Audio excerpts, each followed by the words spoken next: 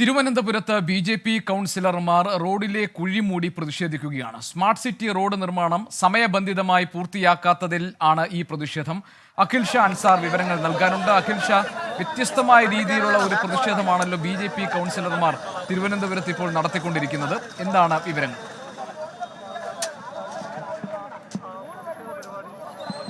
ഇവിടെ നമുക്കറിയുന്നത് പോലെ തിരുവനന്തപുരത്ത് ഈ സ്മാർട്ട് സിറ്റി പദ്ധതിയുമായി ബന്ധപ്പെട്ട റോഡ് നിർമ്മാണം അത് വലിയ രീതിയിൽ വിവാദമുണ്ടാക്കിയ ഒരു സംഭവം തന്നെയാണ്. അത് കഴിഞ്ഞ മഴക്കാലത്തുൾപ്പെടെ കഴിഞ്ഞ ദിവസങ്ങളിലുണ്ടായ മഴയിലുൾപ്പെടെ നഗരമാകെ വെള്ളം കയറുന്ന ഒരു സാഹചര്യം ഉണ്ടായിരുന്നു. അതിന്റെ ഈ നിർമ്മാണത്തിലെ പിഴവും അതുപോലെ തന്നെ നിർമ്മാണം സമയബന്ധിതമായി പൂർത്തിയാക്കാത്തതിന്റെ കാരണത്തിലാണ് ഇത്തരത്തിൽ നഗരത്തിലാകെ വെള്ളം കയറുന്ന ഒരു സാഹചര്യം ഉണ്ടായത് എന്നുള്ളതാണ് ഏറ്റവും പ്രധാനമായും ഈ ആളുകളും അതുപോലെ തന്നെ പ്രതിപക്ഷവും ഒക്കെ ഉന്നയിച്ചത്. അത് നഗരസഭയ്ക്കെതിരെ വലിയ വിമർശനവും ഉണ്ടായിരുന്നു. അതിന്റെ ഭാഗമായി ഈ 24 അതായത് മെയ് 24-ന് സ്മാർട്ട് സിറ്റിയുമായി ബന്ധപ്പെട്ട റോഡ് നിർമ്മാണം അത് പൂർത്തിയാക്കും എന്നുള്ളതാണ് ഇവർ പറഞ്ഞിരുന്നത്. പക്ഷേ അത്തരത്തിൽ പൂർത്തിയാക്കാനുണ്ടായില്ല. പിന്നീട് അത് മെയ് 30-ഓടുകൂടി പൂർത്തിയാക്കുമെന്ന് പറഞ്ഞിരുന്നു. അതും ഉണ്ടായില്ല എന്നുള്ളതാണ് ഏറ്റവും പ്രധാനപ്പെട്ട കാര്യം.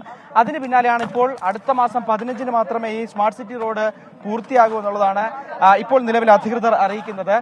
ഇപ്പോൾ നമ്മളിപ്പോൾ വി രാജേഷ് ചേരുന്നുണ്ട്. അല്ല, ഇതിപ്പോ ദിവസങ്ങൾ കഴിയുമ്പോഴേക്കും സ്കൂൾ തുറക്കുകയാണ്. അപ്പോൾ 7 വർഷമായി സ്മാർട്ട് സിറ്റിയുടെ പേരിൽ 1000 കോടി രൂപ കേന്ദ്ര സർക്കാർ കൊടുത്തിട്ട് തിരുവനന്തപുരം കോർപ്പറേഷന്റെ ഭരണം തകർന്നെടുത്തിരിക്കുകയാണ്. മേയറെ സംബന്ധിച്ചിടത്തോളം ഭരണത്തിനുള്ള ശേഷിയുമില്ല, ഭരണത്തിൽ താല്പര്യവുമില്ല. അവർ വ്യക്തി താല്പര്യം മുൻനിർത്തി ഡ്രൈവറുമായിട്ടുള്ള കേസിന്റെ യുദ്ധത്തിലൊക്കെ പോയിരിക്കുകയാണ്.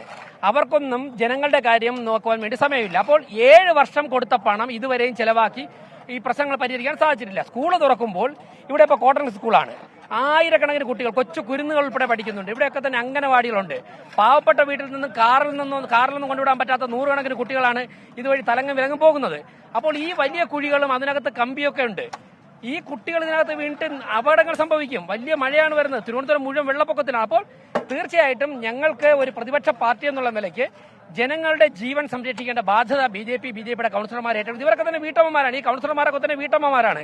അപ്പോൾ ഇവർക്കൊക്കെ തന്നെ സ്വാഭാവികമായിട്ടും ജനങ്ങളുടെ ജീവൻ സംരക്ഷിക്കാനുള്ള ബാധ്യതയുണ്ട്. അതുകൊണ്ട് തന്നെ 7 വർഷം കൊണ്ട് തീർക്കാൻ സാധിക്കാത്ത പണി 3 ദിവസം കൊണ്ട് തീർക്കാൻ സാധിക്കില്ലല്ലോ. റോഡ് ഗതാഗത യോഗ്യമാക്കുക, ഈ റോഡിലുള്ള കമ്പിയും അതുപോലെ തന്നെ ഈ മെറ്റലൊക്കെ മാറ്റുക എന്നുള്ളതാണ് ഞങ്ങളുടെ ലക്ഷ്യം. അത് ഞങ്ങൾ പ്രഖ്യാപിച്ചു കഴിഞ്ഞ് ഞങ്ങൾ അതുമായിട്ട് മുന്നോട്ട് പോവുകയാണ്.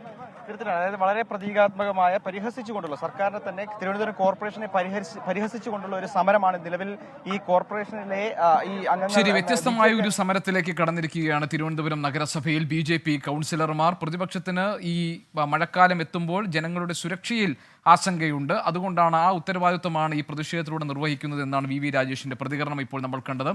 അഖിൽ ഷാ അൻസാർ ഞങ്ങളുടെ പ്രതിനിധിയാണ് ഈ വിവരം എത്തിച്ചത്. ലോകത്തെവിടെയായാലും ഏത് സമയത്തും 24 വാർത്തകളും ഓഗ്മെന്റഡ് റിയാലിറ്റി പാക്കേജുകളും എക്സ്പ്ലെയിനറുകളും വിശദമായി കാണാൻ ഞങ്ങളുടെ യൂട്യൂബ് ചാനൽ നിങ്ങൾക്ക് സബ്സ്ക്രൈബ് ചെയ്യാം.